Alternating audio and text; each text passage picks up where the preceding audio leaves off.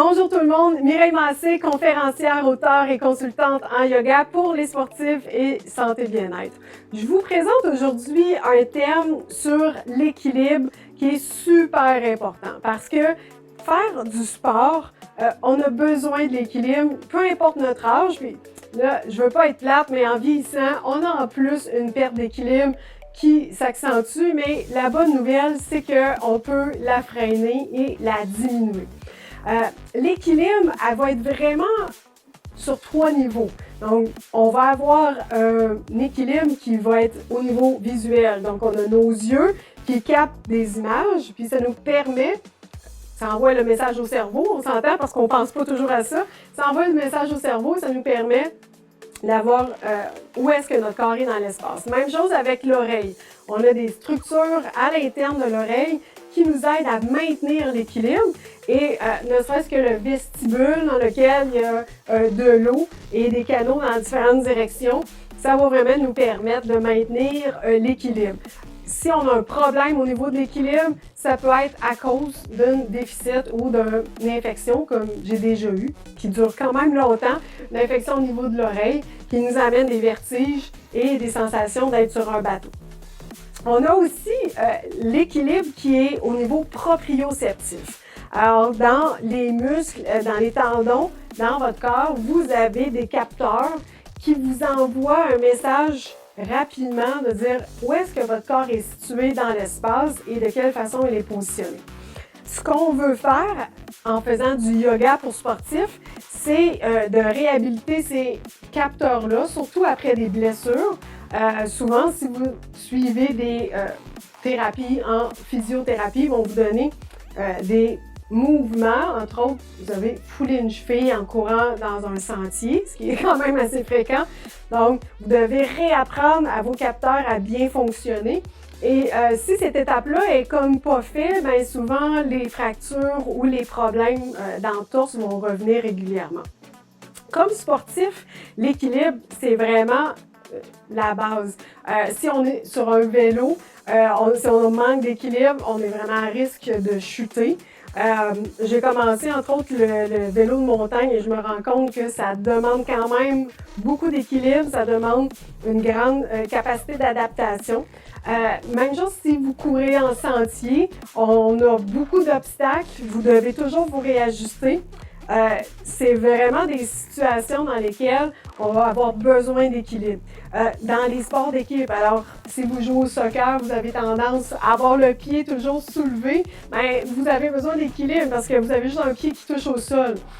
Ce qui est intéressant, c'est de tester à quel niveau votre équilibre se situe.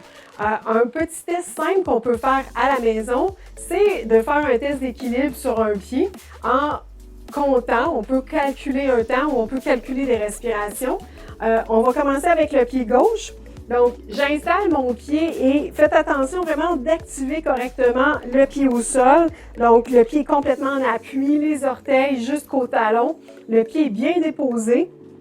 Et j'évite là vraiment de rentrer le genou vers l'intérieur. Je veux vraiment que ma jambe elle soit super active et que les muscles se contractent. On va soulever la jambe opposée et on peut placer les mains de différentes façons. Alors, on peut les mettre ici en yoga, on peut les mettre en cactus qu'on appelle. On peut les monter, ça sera un petit peu plus difficile.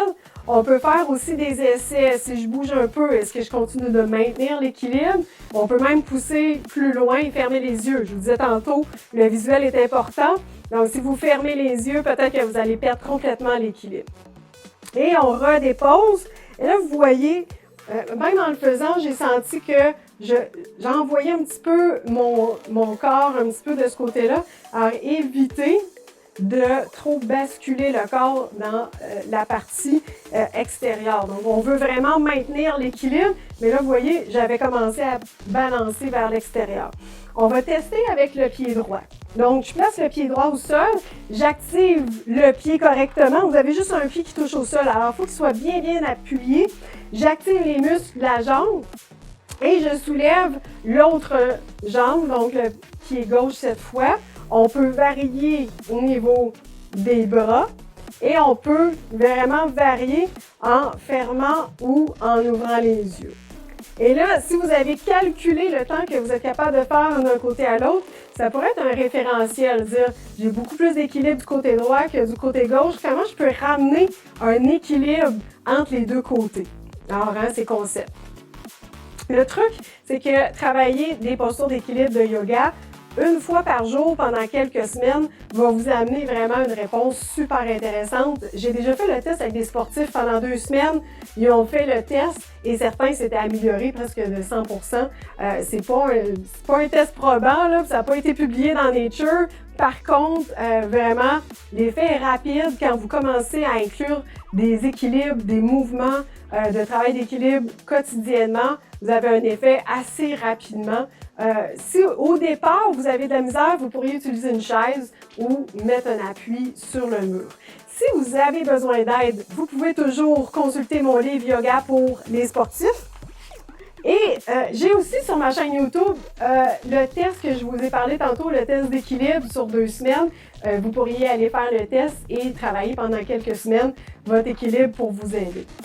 Merci d'avoir été avec moi. Au plaisir de vous revoir bientôt dans un de mes cours de yoga ou une de mes conférences.